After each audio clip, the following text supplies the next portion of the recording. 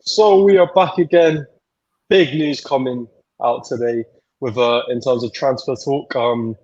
Declan Rice to Arsenal is looking more and more likely as the day goes on, and it's reported by Jason Steinberg that the clubs are set to agree on a deal worth over £100 million. I think that's including add-ons. So yeah, he's a pretty reliable source, and it looks like hopefully quite soon we'll have that deal sorted, and Declan Rice can be an Arsenal player. But before we get into it any further, I've got some of the usual guests that we've had on in the past. Rihan, how you doing, mate? I'm very good after that news. I'm absolutely buzzing to talk about this. It's a signing I've been wanting for a couple of years now. So yeah, I'm feeling good.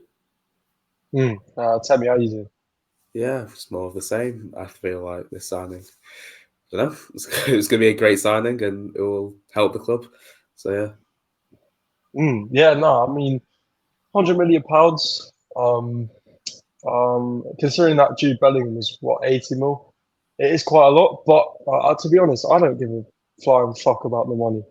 Yeah, So it's not my money. It's like it's just just how the do what Premier. you have to do. That's sometimes what's annoyed me in the past. It's like oh, we pull out maybe because it's like bro, just pay the money, man. It's like we didn't do it with Mudryk. Maybe we got away with that one, you know. We didn't do it with Caicedo in January.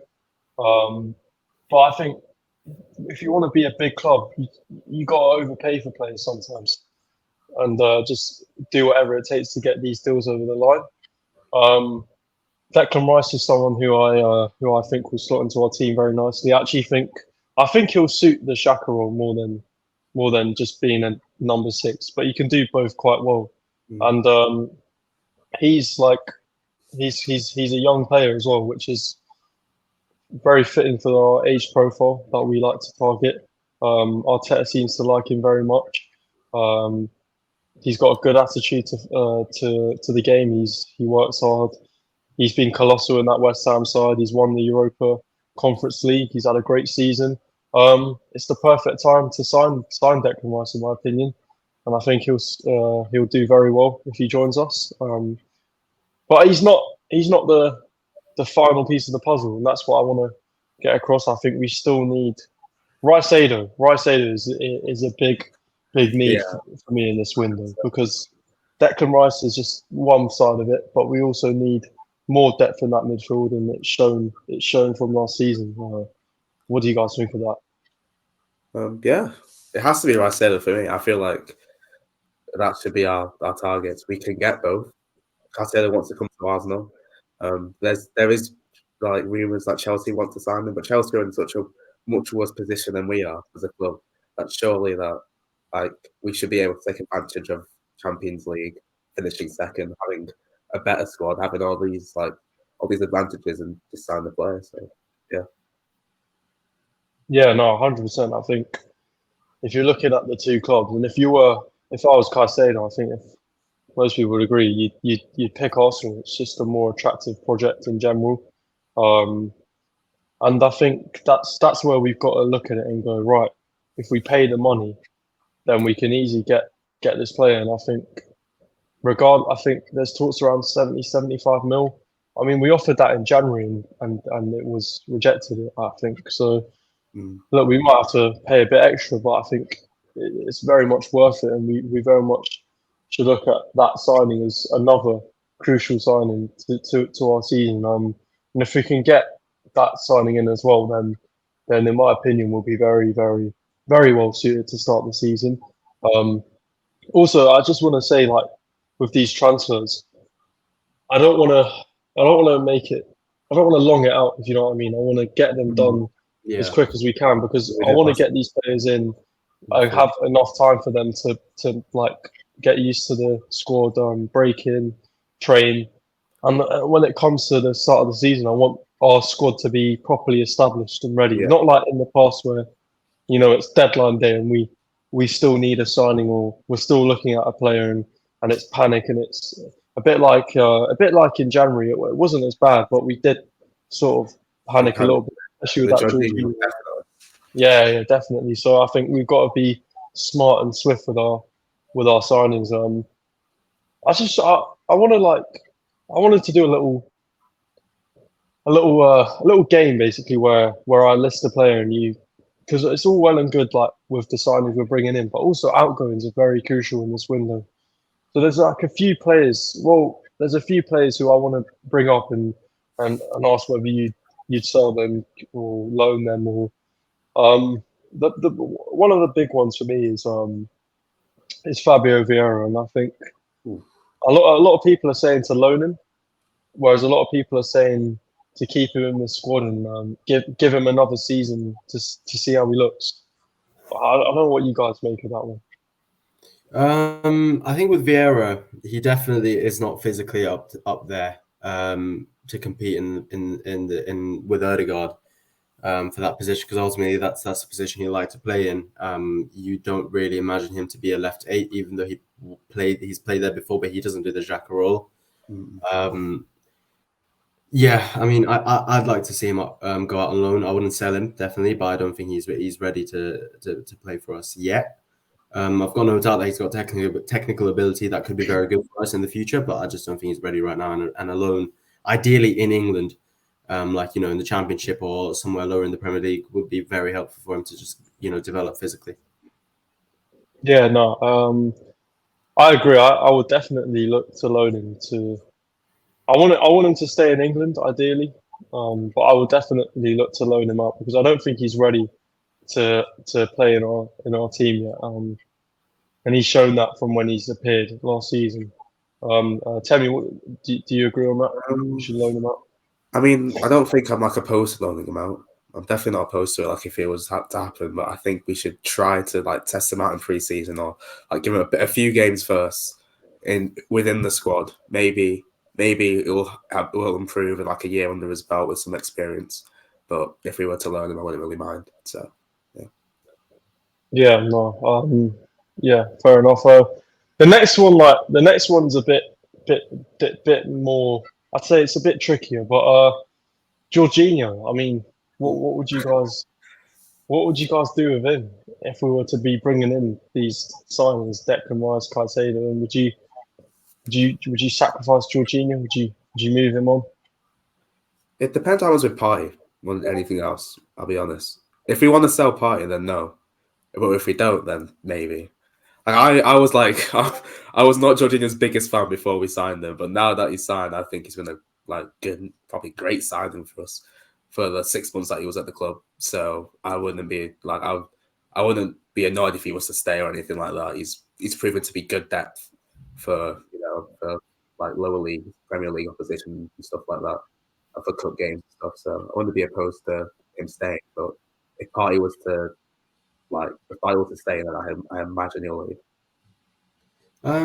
I think for me, it really depends on. I'd give him another season, maybe. I'd extend it by another season potentially. Just because we don't want another aging player to be, on our wage bill, trying to get rid of him for so long, like we have done in the past under the old regime. I do think Jorginho is a very handy player to have.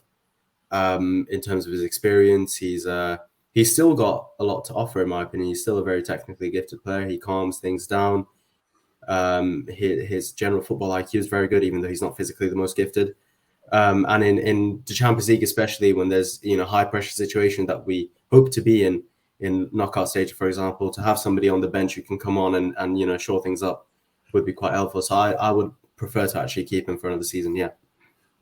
Yeah, fair enough. That's the thing where Temi, you mentioned with Party.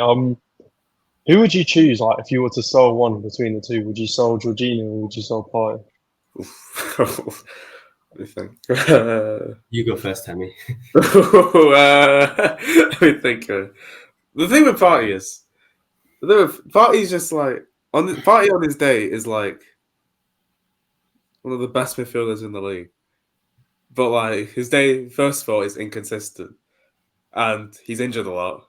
And there's everything outside of football with Party as well. I don't know. It's a weird thing. Like you would want to keep him, but at the same time, I'd understand. It makes more sense for Arsenal to sell him this summer. I feel like, I feel like it would have made more sense if Arsenal were to keep Xhaka and South Party. I don't know if that's a weird thing. Yeah, I was going to say something very similar. I actually but would like, I feel like it would have made more sense, but I don't really mind. But yeah, Yeah, because you could have had Xhaka as a backup to say Declan Rice, and then like Jorginho as a backup to Caicedo. Yeah. Whereas now you've got too many sort of I actually I hear what you're saying. I would sell Partey because for me, right, this man has been an awful servant to our football club.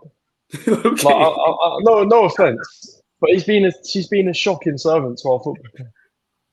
It is true. I'm not saying he's not a great player, but since he's been here, he's constantly let us down in the big moments or not being there when we need him. Plus, you've got all the allegations outside of football. Now, that's not doesn't really affect my decision because all I care about at the end of the day is what he can do on the football pitch. Well, to an extent, if he has done what he's done. Anyway, we're not getting into that, but I'm saying like just from all the just from all those things, I would actually move him on because I like him as a player. But he's flattered to deceive, to be honest. I was expecting so much more from him. Because we signed him for 45 million or something like that, or 50 million maybe even, and he's never really, I guess he's had spells where he's been elite, like I agree. Conversation with like Rodri, but bro, when he's bad, that guy is he's shocking. He's the worst. He can't make a 5-yard pass.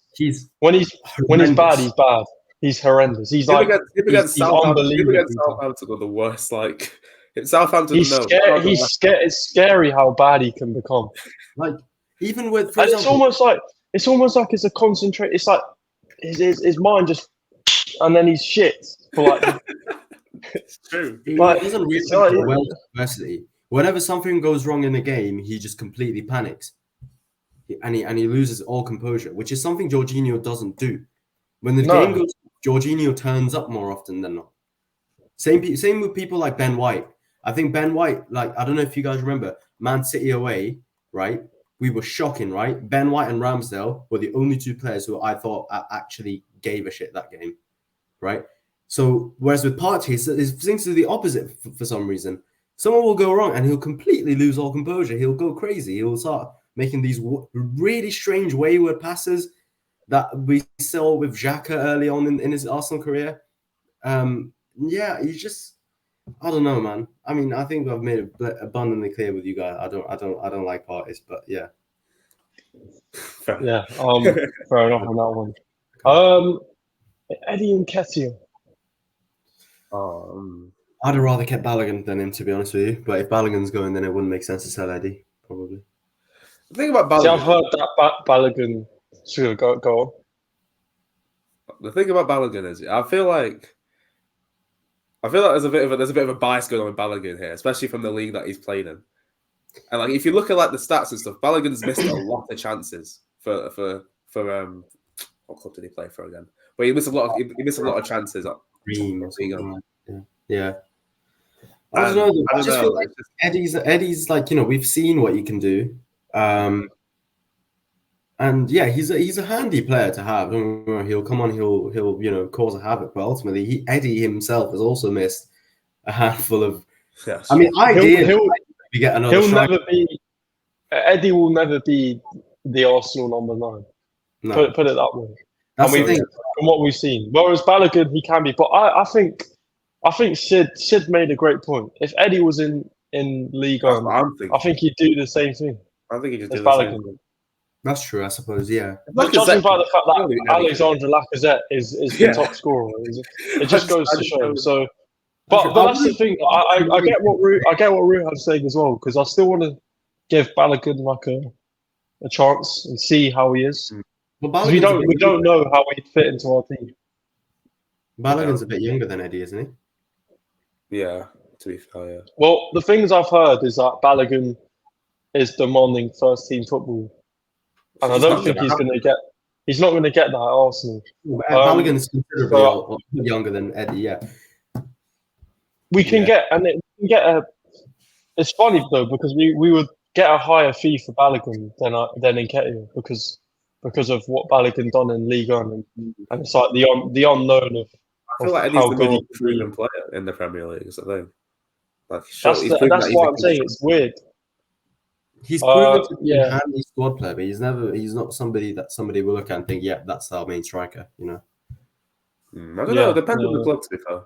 It depends on the I think no. To be fair, I think Eddie would thrive at a club like I think like a Palace. I think he'd That's what thrive I'm at thinking. a club like that. Palace. Be great there, or Brighton, or like I don't know. Brighton would be very good for Eddie, actually. Yeah, he'd do very well there. That dude would get loads and loads of chances. Like they're a very creative team. Eddie would do well at Brighton as well. I think, yeah. Yeah. No, I have a soft spot for Eddie because obviously he's a Hayland Academy kid. He came, scored a brace against United. He's had good moments, but at the same time, it's like, will he? He's 24 now.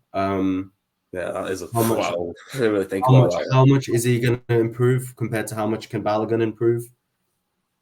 It's true. I mean, it's all up for debate, really. But yeah, that's why. Moving on now. Now, before I get into this one, remember this is what you would do, not what the club would do. Okay. If you were the manager, this is what you would do. Kieran Tierney. Keep. I don't think we should sell at all. I don't really know why the club wants to sell him, I'll be honest. No, it doesn't make sense. I'll be completely honest. I don't know why they want to sell him. I never really got it. I think he's a great backup left back. To have two left backs with two completely different skill sets, I think it makes us so flexible tactically.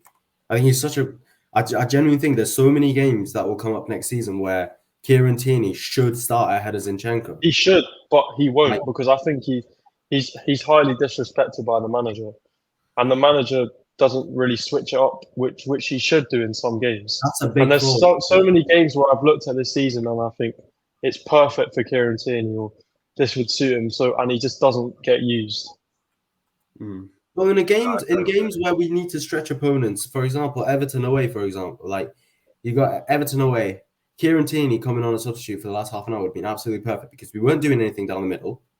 Nothing was happening. Zinchenko wasn't inverting that good. If I might be wrong though, but to my knowledge, no, he wasn't great at all that game. Our midfield that game was tragic. So yeah, our midfield was being bad, really bad that game. Yeah, I would even argue of a more orthodox fullback bombing down the left hand side and whipping balls in for the last half an hour, just causing a bit of havoc, could have actually been very helpful. And I do think Kieran Tierney will get more game time if he stays, because obviously we've got Champions League football. There's going to be more rotation. There's going to be we're going to need to definitely get more. But yeah, I'd definitely 100% keep Kieran Tierney. I also think like in like you can look at the City game. I think we would have been better going into that with Tierney. The away game, just because I don't think we would have been able to do our inverted shit against Man City anyway. No, I know what you mean. But we hardly did it anyway. Did we do it that game? I don't remember. We were just getting. Well, we didn't have any possession that game. Yeah, we were just getting back until we went 3-0 down. We didn't do anything. Yeah, it's when Nelson and Trossard came out that we had any sort of. Yeah. I think it's also a personal thing, though. Yeah, between the manager and Tierney, because I remember the Liverpool game. Zinchenko was injured, and instead of playing Tierney, he played. Arteta played Tomiyasu instead, which, to be fair, worked. That did work at home, but like I think that was a smart Tomiyasu over Tierney was a bit of a. I think that was a smart decision though, because the thing is, Salah has had a lot of joy against Tierney over the years, so to switch up. But Tomiyasu, bearing in mind he's both footed, he can always do a job. At a left back, I think that was actually the right decision. But like for the rest of the games, like Leeds away, Southampton away, for example, I'd have started Tierney over Tomiyasu for sure. Yeah. Oh yeah. The other, I don't know why. Yeah, he stuck with that for too long. That's when I knew that there's someone's off. Yeah. But no, I'd keep him. Is there anyone else? Sambi. Sambi, I mean, you need to say an Arsenal player, mate. Yeah, that's what I'm saying. I'm only trying to go with what I'm trying to go with ones that are like up for debate. Smith Rowe. No, That's the I'd biggest keep thing, Smith mate. Rowe. I'd keep I'm Smith. keeping him, but it's just like some people like online are like, we just sell Smith Rowe. Why would we do that? Reece Nelson was a good one, but I think he's signing anyway. Nice. Yeah, he signed a new contract. Yeah. For his But- career, low-key should not be staying at Arsenal. Like, if I was Reece Nelson, I would leave. I don't know why he's staying, but for us, it's a good thing. So, Yeah, I mean, it just means that we save a bit of money on having to buy another winger. yeah. I do think we need Yeah. a Saka backup still though, because I think Nelson. Yeah, I think we definitely need. Well, we need two of those. We need Rice-Sado. I think we need a right And a winger, right back and a a centre right back. back, and a centre back. Yeah. I don't think we need both. I feel like if we just get like a right-sided defender, which Well, if can you play get someone like both positions, Mohamed Simakan, for example, who can play Fine. both, then. or just like if we got a right back, then White could go back to his actual position, or like if we played, we got a centre back, we could just, Well, right, you know, White wouldn't start obviously with us. So. yeah. that's Well, true. Caicedo can play right back very well. Caicedo, well, you saw how Partey was playing in the last couple of games where he was sort of, Caicedo done it very well against us when they beat us 3-0. Do you reckon that's where Arteta's going to play as well? Play Maybe. him, so if we do sign him in that inverted right back position, because that would be flipping crack, bro. That'd be awesome. I think potentially Essentially. because that way you could keep Kieran Tierney Yeah. and play the inverted on the right hand side, and have Kieran Tierney. And on the Caicedo left would be or stronger something. defensively than flipping Zinchenko would be. To be fair, Yeah. Think about it that way. That's true, yeah. That's true. And then you've obviously got Rice who's going to cover defensively on the left-hand side anyways. Because As well. Caicedo is such an Arsenal signing because of that versatility that he offers. Arteta loves that. I'd He's do also He it. loves it. wins his duels and stuff. Arteta loves all that kind of stuff. He loves his versatility, Arteta. So He loves to win the fucking duels as well. yeah, he loves to raise the fucking standards as well, which clearly I don't know if he's done that well at all. Oh. Anyway, it's been a good chat. In Sydney's here. Yeah, we'll definitely have that discussion. But yeah, much more transfer talk to come in the future. But I've enjoyed talking about a few of the ins and outs today. And yeah, been good having you guys on. Thank you for coming on. Very much. We'll speak to you guys in a bit. But until then, take care. We're out. Take care.